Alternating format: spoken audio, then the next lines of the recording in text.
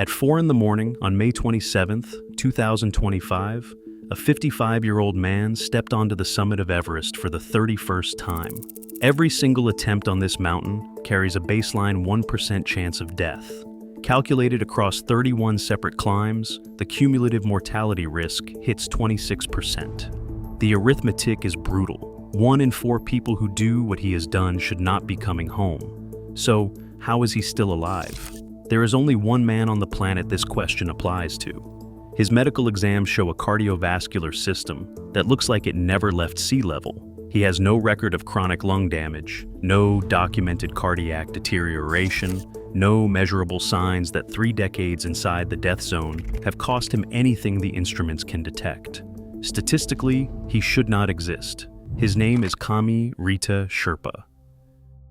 To understand the mechanics of Kami Rita Sherpa, you have to go back to where his biology began. The village of Tam, Nepal sits at 3,800 meters in the Solukhumbu district, a place where the air is thin enough to reduce most visitors to a gasping shuffle. When he was born there on January 17, 1970, his body started its first acclimatization cycle before he could walk. The altitude was never a challenge he had to train for because the environment itself was the machine that built him. The only question that matters now is whether that biology has found a way to cheat the mountain's math, or whether he is simply a ticking clock that gravity has not stopped yet. His father worked as one of the early professional Sherpa guides, but severe frostbite ended that career. Growing up, Kami Rita watched exactly what the mountain could strip away from a person, yet he still moved toward the peaks. By 12, he was working expeditions as a porter. By his early 20s, he had enough technical experience to attempt the summit himself. His first successful ascent came on May 13, 1994, climbing the southeast ridge via the South Koel route. He returned safely, then repeated the feat in 1997, 1998, and 1999. Every May, with almost no interruptions, he returned to Everest the way a tradesman returns to a job site. His career accelerated in 2009 when he summited twice in a single season. He repeated those double summits in 2010 and 2013. By 2017, he had tied the all-time record at 21 summits. Both Apa Sherpa and Phurba Tashi had retired at that number because it seemed like the absolute human ceiling. Kami Rita walked right through it. He claimed the outright record on May 16, 2018, with his 22nd summit. The count kept climbing through double summits in 2023 and 2024, until he reached his 31st at 4 a.m. on May 27, 2025, leading a 22-member Indian Army expedition supported by 27 other Sherpas. His nearest active competitor, Pasang Dawa Sherpa, currently sits at 29 summits. The most decorated Western guide, Kenton Kool, has roughly 16. That gap is not just a lead, it is an entirely different category of human performance. The record is well documented on paper, but the harder question is what physical mechanism allowed him to produce it. The true cost is written in wind-blasted ridges and oxygen masks fogging up at 8,000 meters. That is the environment that forged him. And now we have to consider the specific biology that allowed him to survive it. At 8,000 meters, the human body begins to die. That is not a metaphor.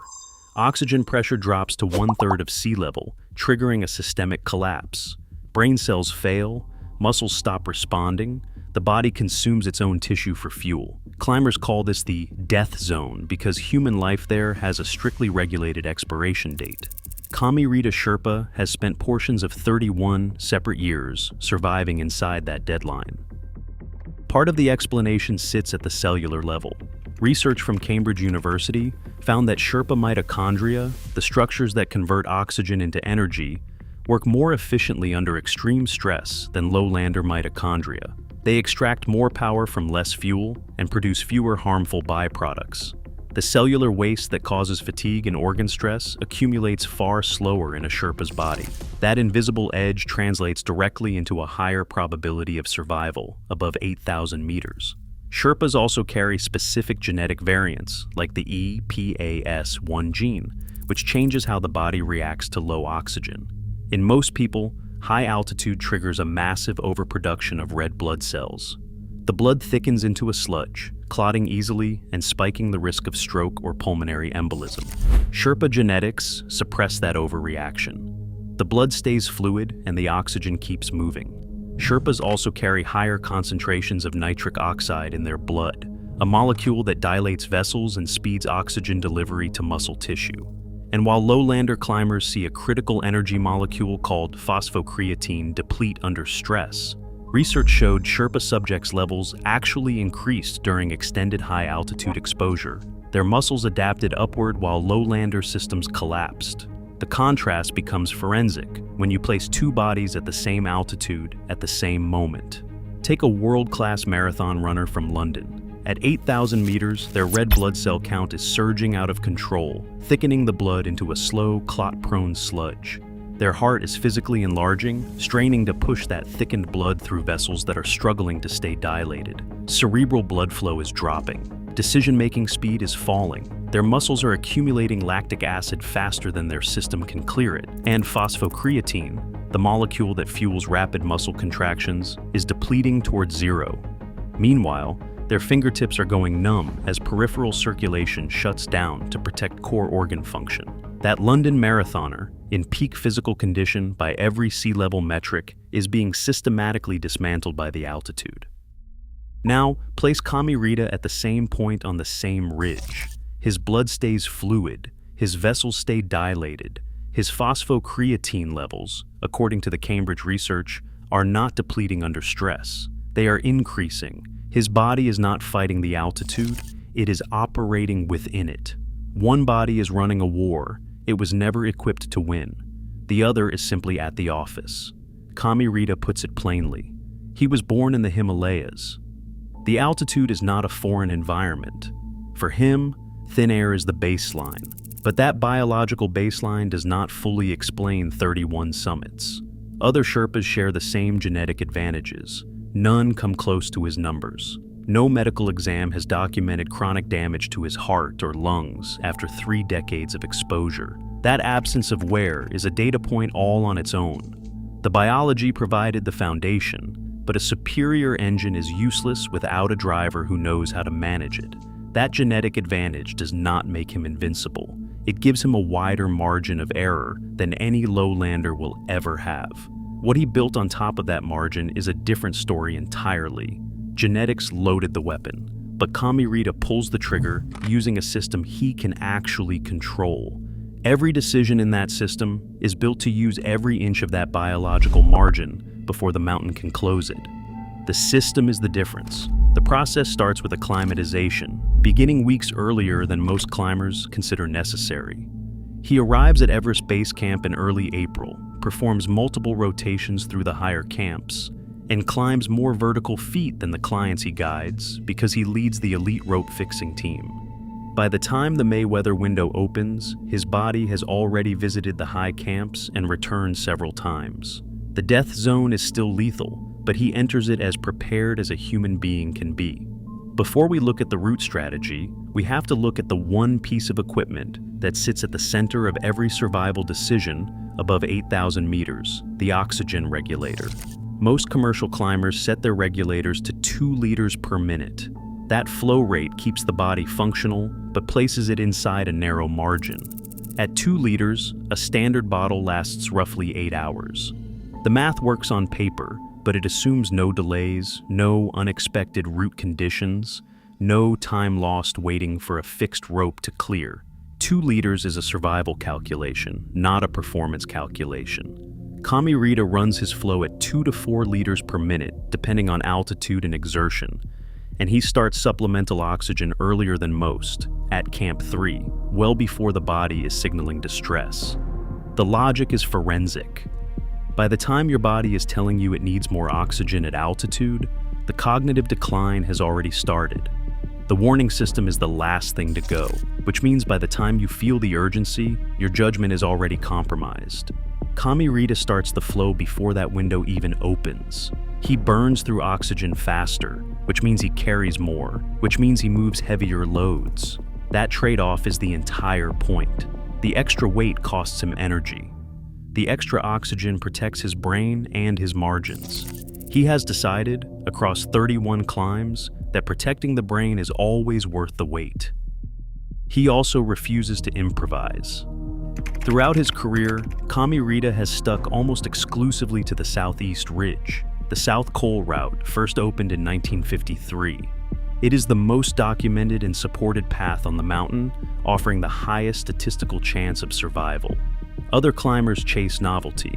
Kami Rita chases repetition. Every lap updates a mental map of that terrain that no GPS can replicate. Supplemental oxygen is non-negotiable. He starts using it at Camp 3 or earlier, keeping flow between 2 and 4 liters per minute. Some elite climbers view bottled oxygen as a concession. Kami Rita sees it as a physiological tool, no different than a surgeon using anesthesia. The goal is to get up and get back down alive. There is no room for ego in that calculation. That system is most visible in his timing. He always targets the first viable weather window in May, and because he leads the rope fixing team, he moves ahead of the crowds.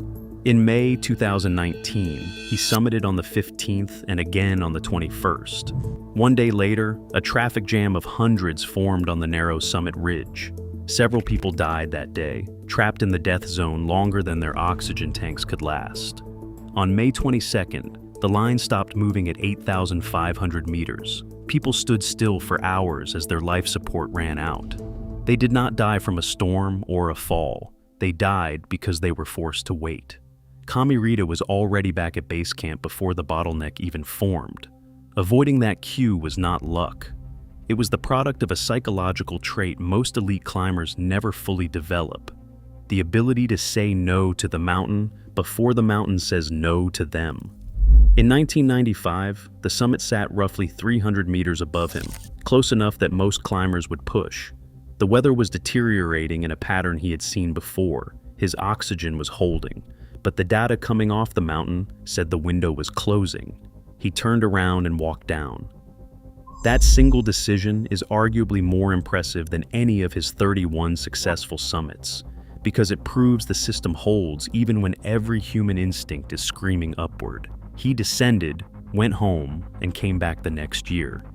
This is where the forensic data ends and the human element takes over. This is where the forensic data ends and the human element takes over. While the world tracks the summit count, Lakpa Jongmu counts the satellite phone calls. Every May, from a house in Kathmandu, she waits for the signal that he has turned around and started down.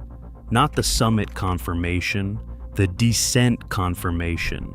Because every mountaineer's family knows the real danger is not the climb up. It is the climb down, when the body is depleted, the oxygen is running low, and the judgment is operating on whatever margin the death zone has left behind.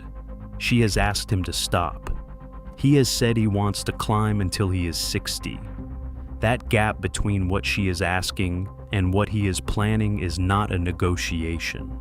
It is a domestic Cold War fought at sea level, while the real battle happens above 8,000 meters. Their children have grown up watching their father disappear into the clouds every May, and they have learned not to ask when he will be back, only whether. The mountain does not know about those conversations. It does not know the difference between a focused climber and a reckless one, but Kami Rita does, and that distinction is why he is still here. Yet the mountain does not negotiate with family arrangements or personal records.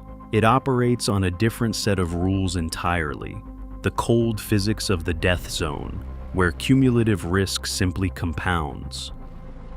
The arithmetic established at the start does not vanish just because Kami Rita has survived it so far. That 26% cumulative mortality risk compounds with every summit he adds.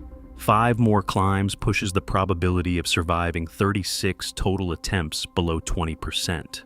The mountain is indifferent to his records and his methods. It operates on probability, and right now, those numbers are converging. He says he will keep climbing until he is 60. That is not a plan. It is a countdown against a physical system that lacks mercy. The death zone does not negotiate with experience, and it does not reward humility. It simply waits for the exact moment where biology, weather, and one misaligned decision intersect. That moment is coming. The only question is whether he reaches his own self-imposed finish line before the mountain imposes one of its own. Survival is a system that must be relentlessly applied in an environment designed to break it. Kami Rita has beaten the odds 31 times, but those odds do not forget. They compound. If this analysis opened your eyes to the real arithmetic of high-altitude survival, subscribe and ring the bell for more forensic breakdowns of mountaineering's deadliest misconceptions.